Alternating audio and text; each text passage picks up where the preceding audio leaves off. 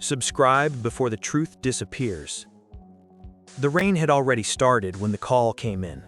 A missing person, female, 22, last seen getting into a ride share outside a college bar in downtown Portland.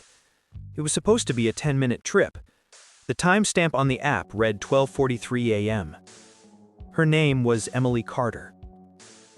Detective Laura Hendricks stared at the details glowing on her phone screen through the windshield wipers. These cases always started the same way.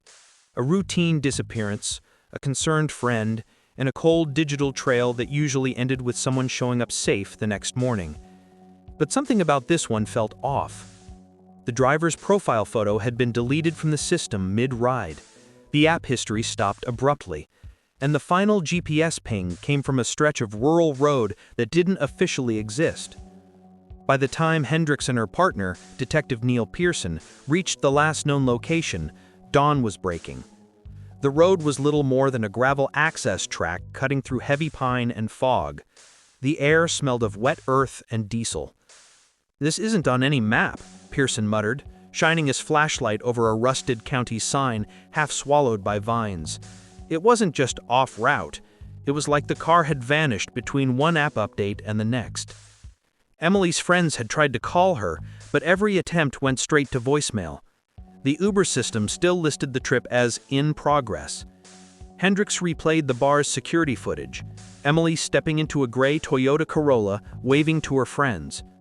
The driver leaned over briefly, saying something no one could hear. Then the car pulled away and disappeared into traffic. That was the last confirmed sighting. The driver's name was Jason Mendez, 34. No criminal record, 4.9-star rating, over 1,200 rides completed. He'd clocked out of the app that same night and hadn't logged back in. When detectives visited his registered address, the apartment was empty, furniture gone, neighbors claiming he'd moved out weeks ago. Yet his last paycheck from Uber was timestamped the day before Emily vanished. "Could be a stolen profile," Hendricks said, scanning the printed data logs. But the account had been verified by bank deposit. Someone got paid for that ride. That meant whoever picked her up had access not just to the app, but to Jason's entire account infrastructure. A digital impersonation wasn't unheard of, but this one had precision. Everything about the data trail had been overwritten except the final ping. Forensic analysts isolated the GPS coordinates. They pointed to an unregistered service road near Silver Ridge Reservoir, 15 miles off route. The rain had washed away most tire impressions, but fragments of broken glass and a single black phone case lay near the waterline. When they lifted it, Hendricks noticed a faint engraving inside. EC. Emily's phone. The team brought in divers that afternoon. The water was thick and dark, visibility near zero. The current was slow, but the mud below was dense. After 2 hours, one diver surfaced, breath shaky. "We found something." When the car was finally hoisted from the water, it was covered in weeds and algae. License plate, a partial match to Jason's Corolla. Inside, they found a waterlogged smartphone in the back seat and an Uber decal still clinging to the windshield. No trace of Emily, no trace of Jason. At the crime lab, the phone revealed only fragments of data. Corrupted videos, glitching audio, half-downloaded navigation files. But one video file managed to play, barely. The footage, captured from the dashcam's perspective, showed Emily's reflection in the passenger mirror, scrolling her phone as the car moved through the fog. She looked calm. Then suddenly, the feed froze mid-frame. Hendricks leaned closer to the screen. "Can you stabilize it?" The technician enhanced the frame by microseconds. In the reflection of the windshield, behind Emily's blurred outline, there was a faint second shape, something sitting behind the driver's seat that shouldn't have been there. "Maybe a coat, or someone in the back," Pearson said quietly. The timestamp on the footage, 12:53 a.m., exactly 10 minutes after Emily got in. They pulled the black box data from the car's onboard system. The route showed consistent movement along the main road until the moment the app disconnected. Then, abruptly, the signal rerouted to the service road, traveling 1 mile and stopping completely. There was no indication of reverse gear, no sign the vehicle left afterward. It just stopped.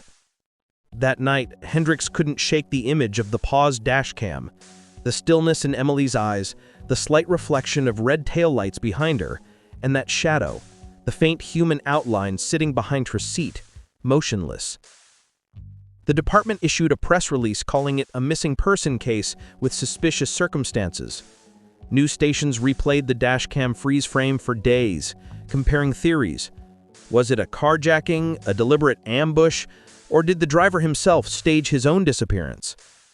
Then a digital forensics expert from Uber's internal security team reached out. He'd been monitoring the system for anomalies and found something disturbing. The driver's account wasn't just deleted, it had been cloned.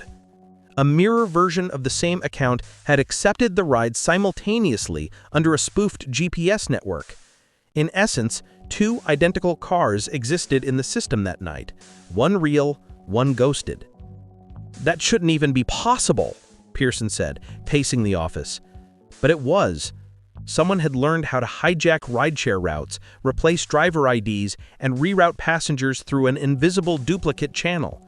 Emily's ride might never have been tracked on the official map at all.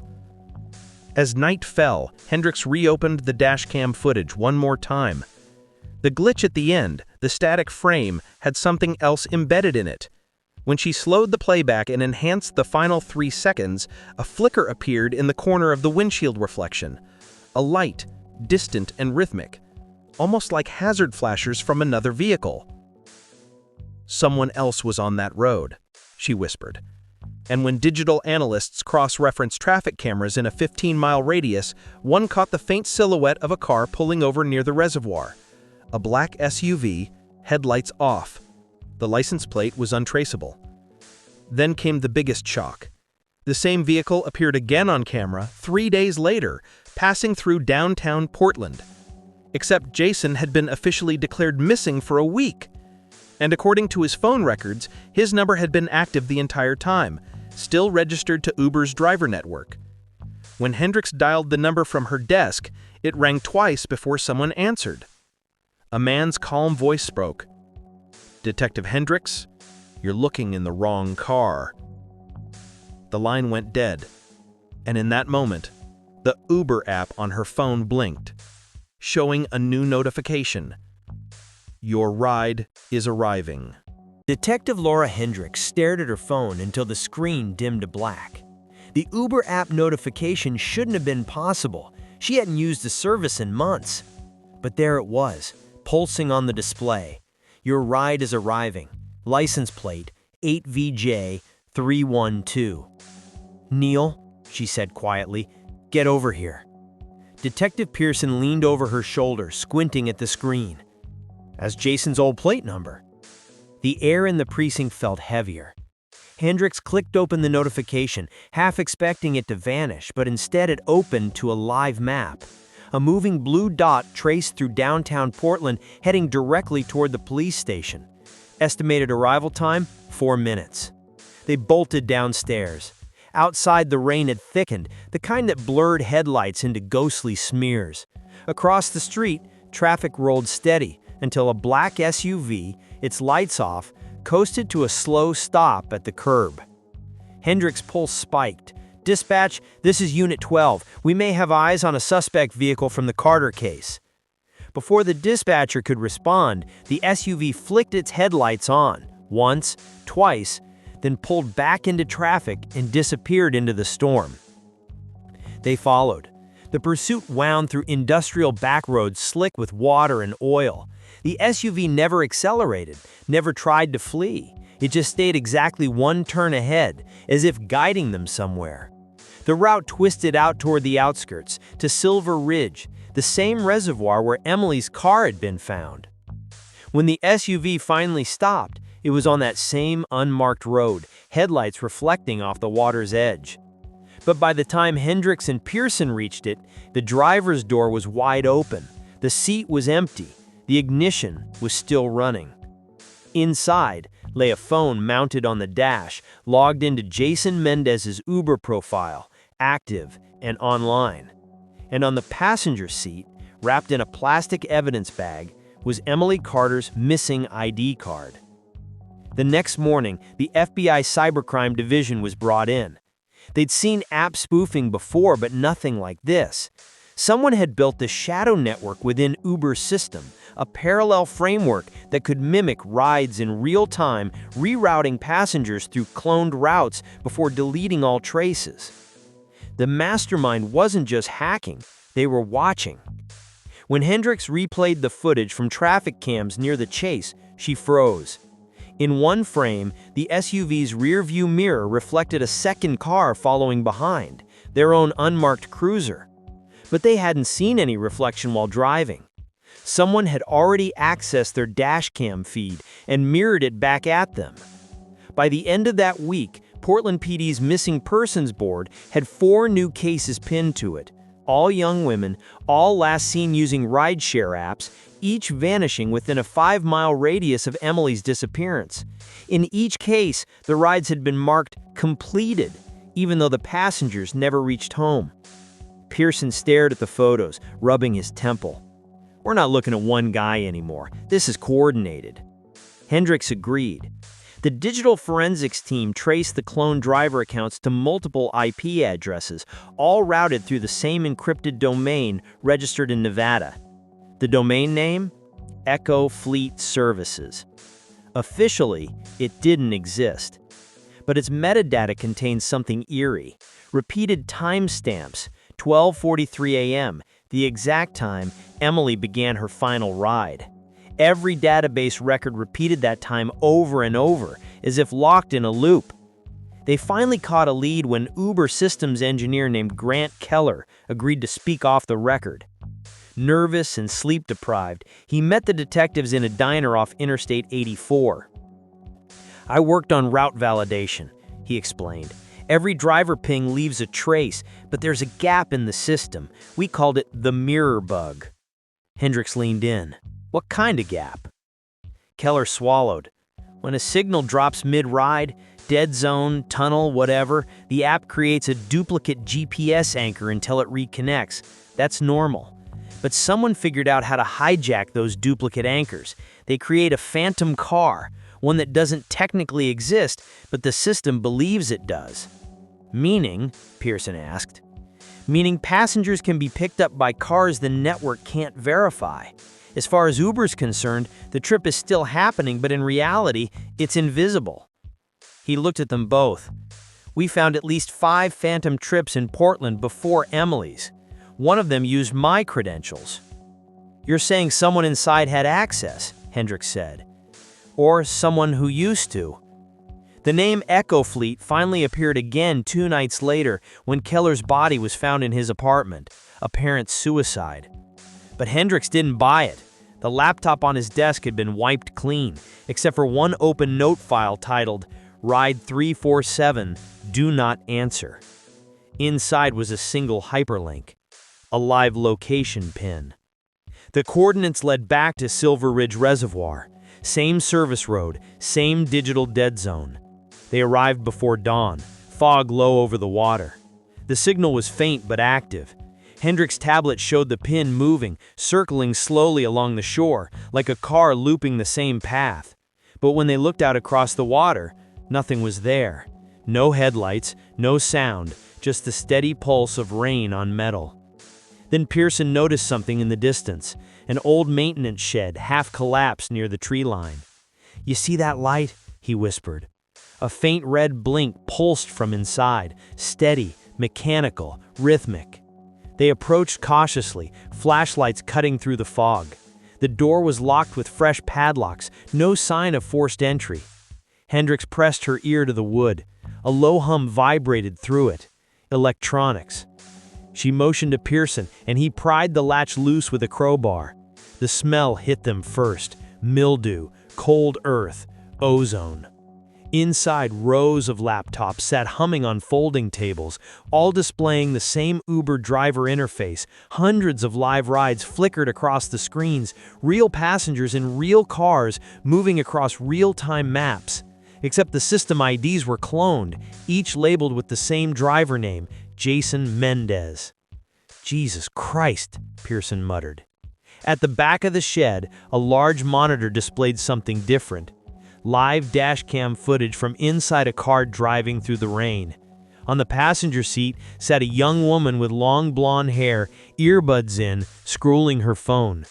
The timestamp read 12:43 a.m. Hendricks froze. That's Emily. The feed is crystal clear, too clear. This can't be live, Pearson said, shaking his head. She's been missing for weeks.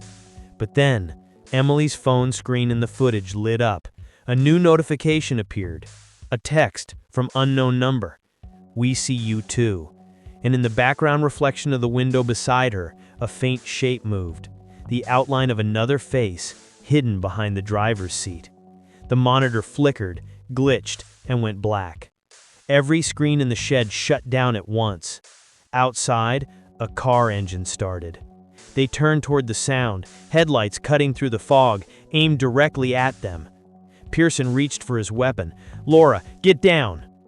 The vehicle roared forward, splashing through puddles, light flaring off their badges.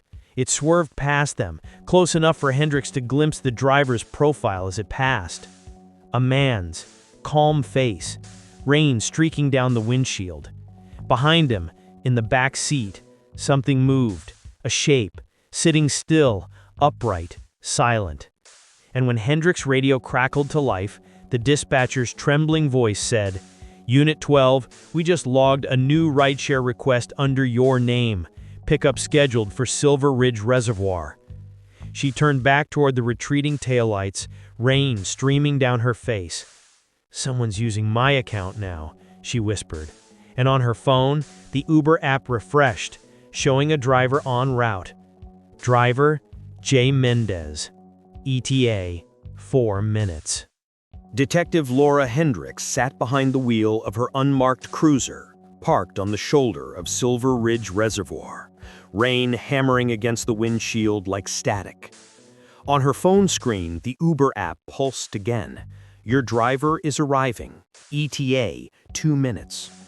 Pearson was outside, scanning the tree line with his flashlight, muttering into the radio for backup that hadn't yet come. The service out here was a joke. Half the calls dropped and GPS glitched every few seconds. But this wasn't a signal issue. Hendricks knew it now. Someone was inside the system. She tapped the screen to cancel the ride. The option blinked, then froze. Instead, the message changed. Driver has arrived. Her chest tightened. A faint set of headlights appeared in the mirror behind her, a black SUV rolling slowly down the road, the same one she'd chased days earlier. For a moment, it stopped beside her car. The driver's window lowered halfway. Rain streaked down the glass, blurring the man's face, but even through the distortion, she saw him. Jason Mendez, calm, unreadable, one hand on the wheel. Hendricks reached for her weapon, cracked the door open, and shouted over the storm, "Step out of the vehicle, hands where I can see them." He didn't move. Instead, he lifted his phone, pressed the screen, and through her own car speakers, a voice echoed. It was Emily's voice. "Help me! He's not who he says he is." The recording looped, warped by static, then cut out. Jason's lips barely moved, but Hendricks swore she saw a smile. Then he pressed the accelerator and vanished into the rain. Pearson sprinted back, soaked and pale. "He's toying with us. He knew we'd come back here." Hendricks glanced at her screen again. The ride history now showed her name as the passenger, the route already in progress. Destination unknown. They followed the tire tracks deeper into the forest, headlights carving through fog so thick it looked alive. Half a mile in, the tracks ended abruptly near a broken gate. Beyond it, faint light pulsed from beneath the trees, a dim orange glow flickering like fire. When they reached it, they found another car, identical to Jason's SUV, parked beside an old storage facility. Its windows were blacked out, engine off, doors locked. Pearson aimed his flashlight through the driver's side. It was empty. Hendricks tried the back door. It opened easily.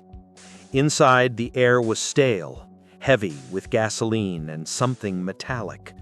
On the back seat sat an open laptop, displaying a single map, a live Uber route. The passenger's icon blinked red.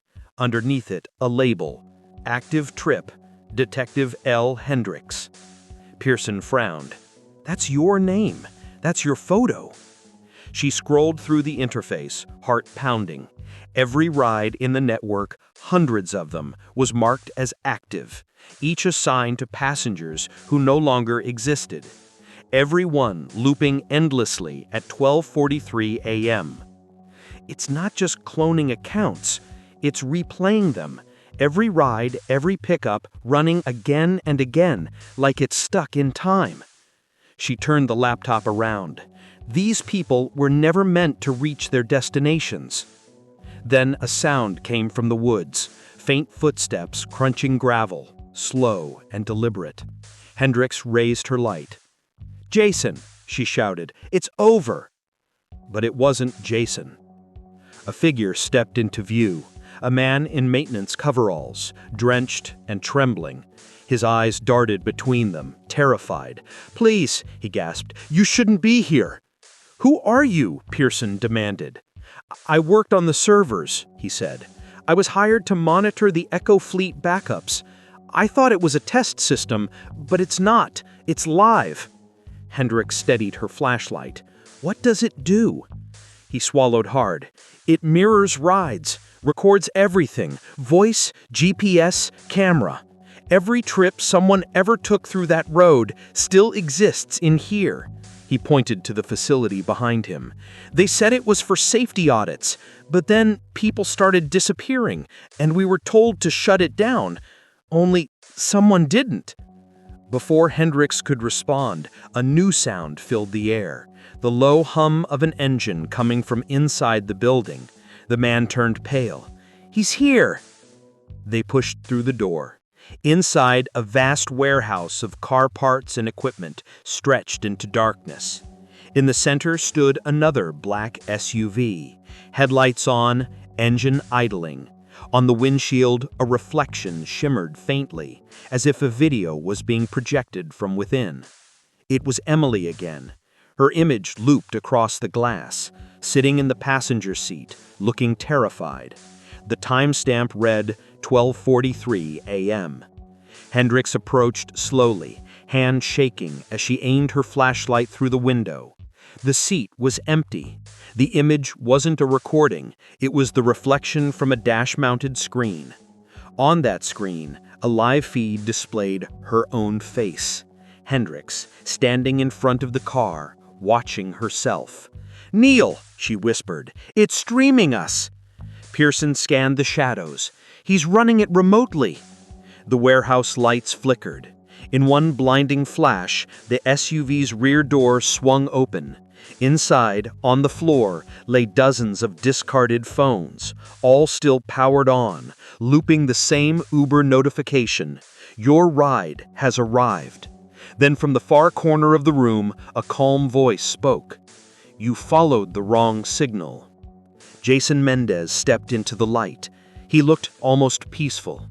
"You think I took her," he said, "but she got in willingly. They all did. The system doesn't pick them, it calls them." Hendricks leveled her weapon. "Where is she?" Jason smiled faintly. "Right where you left her." He pressed a button on the device in his hand. Every phone in the car lit up at once. Hundreds of screens glowing with synchronized light. A message appeared across them all. "Ride complete." The lights cut out. Gunfire echoed. One, then two shots. Hendricks hit the ground, disoriented. When she turned her flashlight back on, Jason was gone. The warehouse door hung open, rain sweeping in. But his car was still there, engine running, headlights dim. She moved closer. The dashboard GPS was active again, plotting a route labeled Drop-Off, Detective L. Hendricks.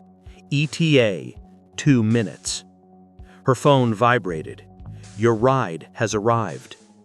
Hours later, backup units arrived to find the warehouse empty. The car had vanished. No trace of Jason. No trace of Emily. No trace of Hendricks. But when the tech team reviewed her phone records, one thing stood out. The app had recorded a trip that morning, a completed ride from Silver Ridge to an unknown destination outside the city limits. Time of departure, 12:43 a.m. Duration, 17 minutes. Passenger, Detective Laura Hendricks. Driver, Jason Mendez. The status read, "Trip complete. Rider rated 5 stars."